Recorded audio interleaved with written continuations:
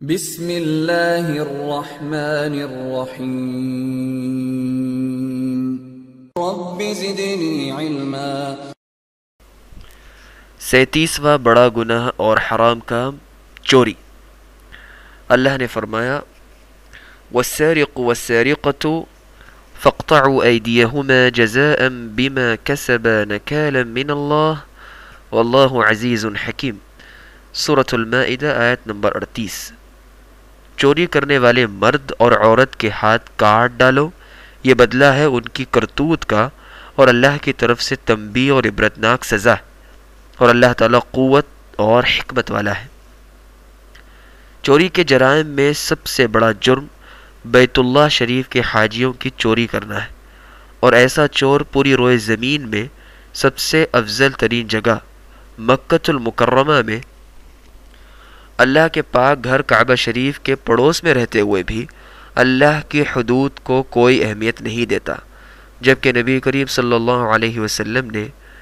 نماز کسوف کے دوران مشاہدہ جہنم کا ذکر کرتے ہوئے فرمایا لقد جیء بالنار وذلك حين رأيتموني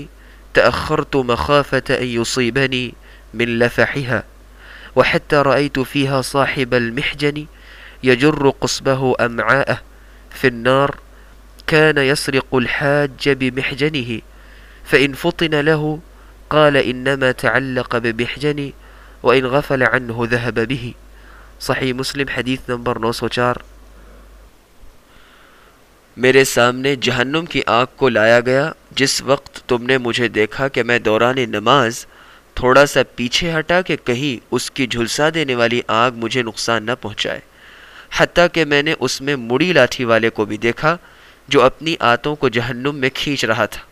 اس کا جرم یہ تھا کہ ٹیڑھے سرے والی لاٹھی کے ساتھ حاجیوں کا سامان چراتا تھا۔ گزرتے ہوئے لاٹھی کے مڑے سرے کے ساتھ کسی حاجی کا سامان وغیرہ اچک لیتا۔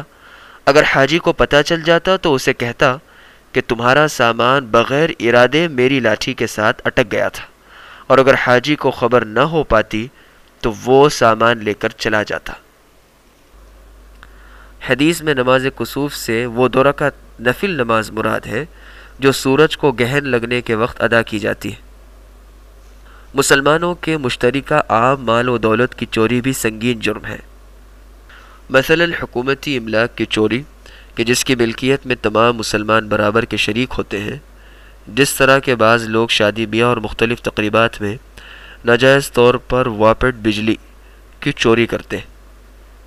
اور ایسی چوری کا ارتکاب کرنے والے لوگ اپنی اس حرکت کو جائز کرنے کے لیے دلیل یہ دیتے ہیں کہ صرف ہم ہی اکیلے تو نہیں، اور بھی بہت دنیا ایسے ہی کرتی ہے،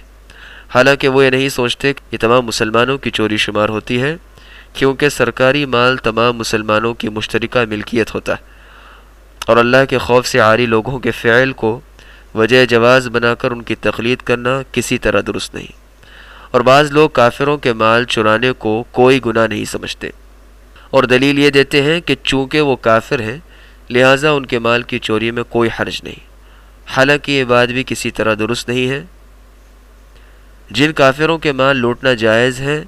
اس سے مراد صرف وہ جنگجو کافر ہیں جو مسلمانوں کے خلاف جنگ لڑنے میں مصروف ہوں، تمام کافر کمپنیاں یا ان کے افراد مراد نہیں۔ خفیہ طریقے سے دوسروں کی جیبوں پر ہاتھ صاف کرنا بھی چوری کا ایک ذریعہ ہے۔ بعض لوگ دوسروں کے گھر مہمان بن کر جاتے ہیں اور میزبان کے گھر کا صفایا کر دیتے ہیں، اور بعض میزبان بھی ایسے ہوتے ہیں جو اپنے مہمان کے بیگ پر ہاتھ صاف کرتے ہیں، اور بعض لوگ مارکیٹوں اور دکانوں میں گھس کر اپنی جیبوں یا کپڑوں میں کچھ سامان چھپا لیتے ہیں۔ اسی طرح بعض عورتیں بھی دکانوں سے خفیہ طور پر سامان چرا کر اپنے کپڑوں میں چھپا لیتی ہیں، اور بعض لوگ سستی یا تھوڑی چیزوں کی چوری کو بہت معمولی سمجھتے ہیں، جبکہ رسول اللہ نے فرمایا لعن اللہ السارق یسرق البیضة فتقطع یدہ ویسرق الحبل فتقطع یدہ۔ صحیح بخاری دیکھیے فتح الباری جلد نمبر 12 صفحہ نمبر 81۔ ایسے چور پر اللہ کی لعنت ہو جو ایک انڈا چوری کرے تو اس کا ہاتھ کاٹ دیا جائے، اور ایک رسی چرائے تو اس کا ہاتھ کاٹ دیا جائے۔ جس شخص نے کوئی چیز چرائی ہو اس پر لازم ہے کہ وہ اللہ کے سامنے سچی توبہ کرنے کے بعد چرائی ہوئی چیز کو ظاہری طور پر یا پوشیدہ طریقے سے یا کسی شخص کے واسطے سے اس کے اصل مالک کی طرف واپس لوٹا دے، اور اگر پوری کوشش اور تگ و تو کے باوجود بھی اس چیز کے مالک یا وارث کو تلاش کرنے سے عاجز آ جائے تو پھر مالک کی طرف سے ثواب کی نیت کر کے اس چیز کو اللہ کے راستے میں صدقہ یعنی خیرات کر دے۔